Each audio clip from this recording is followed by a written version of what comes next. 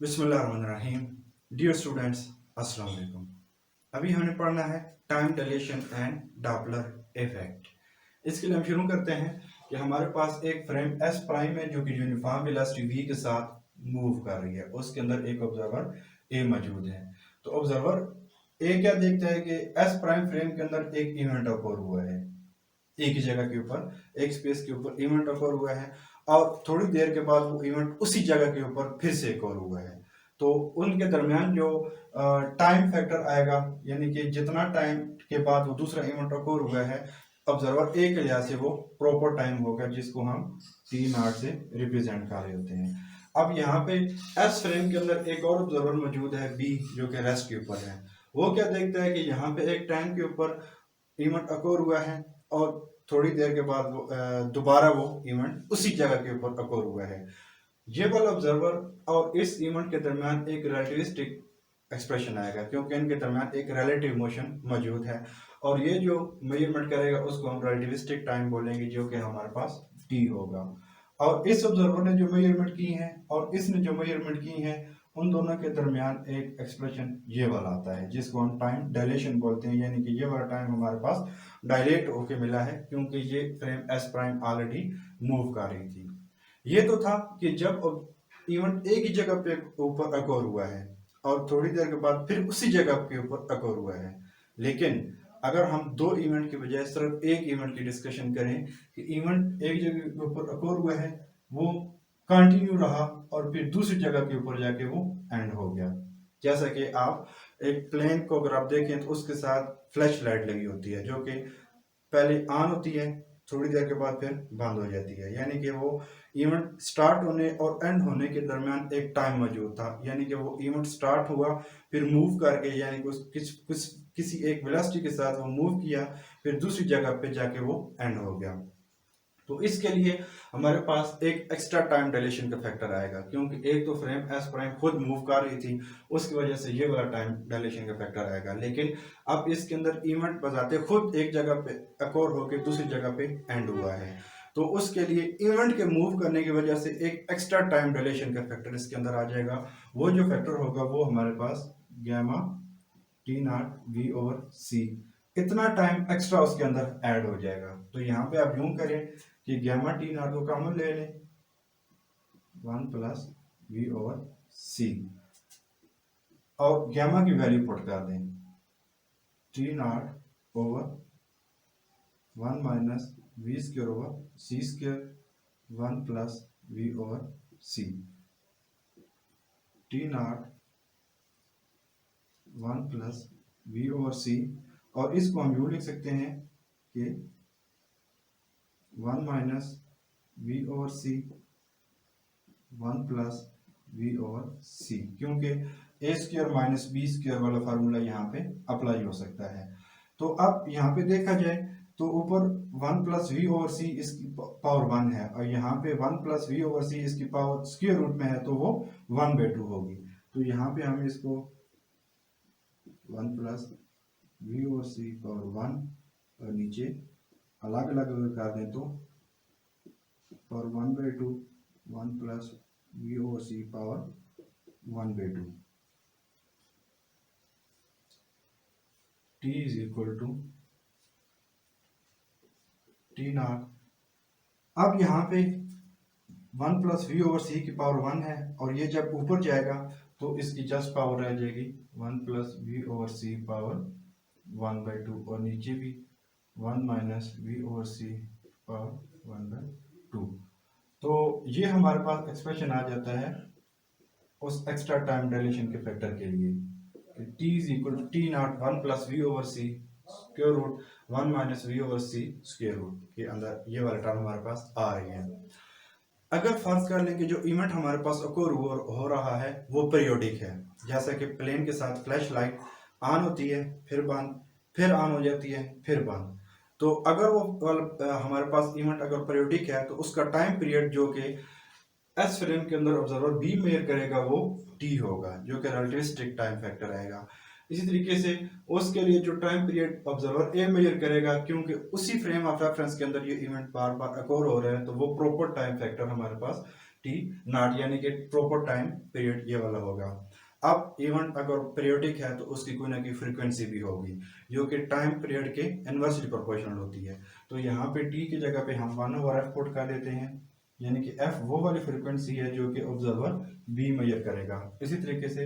1/t0 की जगह पे 1/f0 वो वाली फ्रीक्वेंसी है जो कि ऑब्जर्वर a मेजर करेगा। तो यहाँ से आप लिख सकते हैं 1 + v/c और 1 - v/c पावर 1/2। f0 को इधर मल्टीप्लाई करें, f को इधर मल्टीप्लाई कर दें, f0 = f 1 + v/c 1 - v/c। ये वो वाला फ्रीक्वेंसी का एक्सप्रेशन आएगा जब हमारे पास एस प्राइम फ्रेम जो है वो बी से आउटवर्ड मूव कर रही हो, यानी अवे मूव कर रही हो, यानी कि सोर्स ऑब्जर्वर से अवे मूव कर रहा हो, तो तब हमारे पास ये वाला एक्सप्रेशन आता है। अब यहाँ पे ये देखा जाए कि ऊपर 1 + v/c है, नीचे 1 - v/c है, यानी कि यहाँ पे 1 में एक टर्म ऐड हो रही है, यहाँ पे 1 में से वही टर्म सब्ट्रैक्ट हो रही है। तो न्यूमिनेटर में टर्म ज्यादा, डिनोमिनेटर में टर्म कम। तो हमारे पास यहाँ पे f के साथ जो भी चीज मल्टीप्लाई होगी वो, यानी कि इसका आंसर हमेशा हमारे पास लाजमी बात है ग्रेटर देन 1 आएगा। जब इसका आंसर हमारे पास ग्रेटर देन 1 आएगा तो हमारे पास जो f0 की वैल्यू होगी वो ग्रेटर देन होगी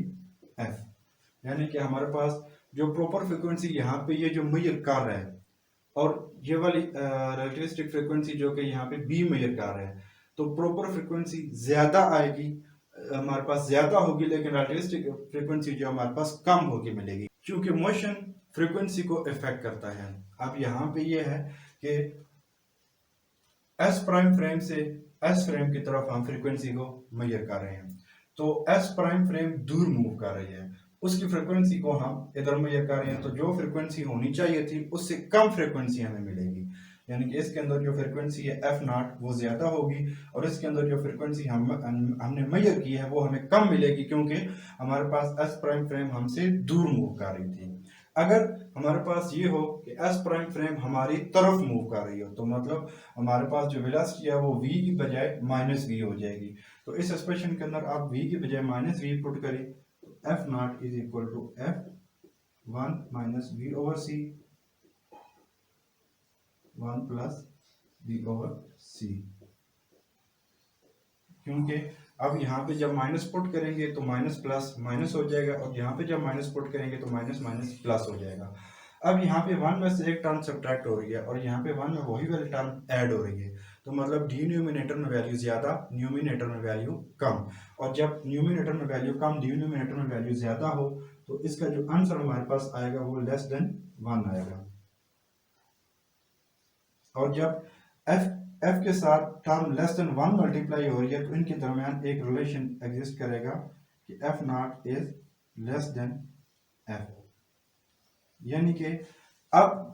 इस फ्रेम की तरफ से जो फ्रीक्वेंसी हमें मिल रही है वो हम मेजर कर रहे हैं और फ्रेम खुद हमारी तरफ मूव कर रही है, तो इस फ्रेम के अंदर जो उसकी प्रॉपर फ्रीक्वेंसी थी, इस फ्रेम के हमारी तरफ मूव करने की वजह से हमें जो फ्रीक्वेंसी मिलेगी वो ज्यादा मिलेगी, क्योंकि जब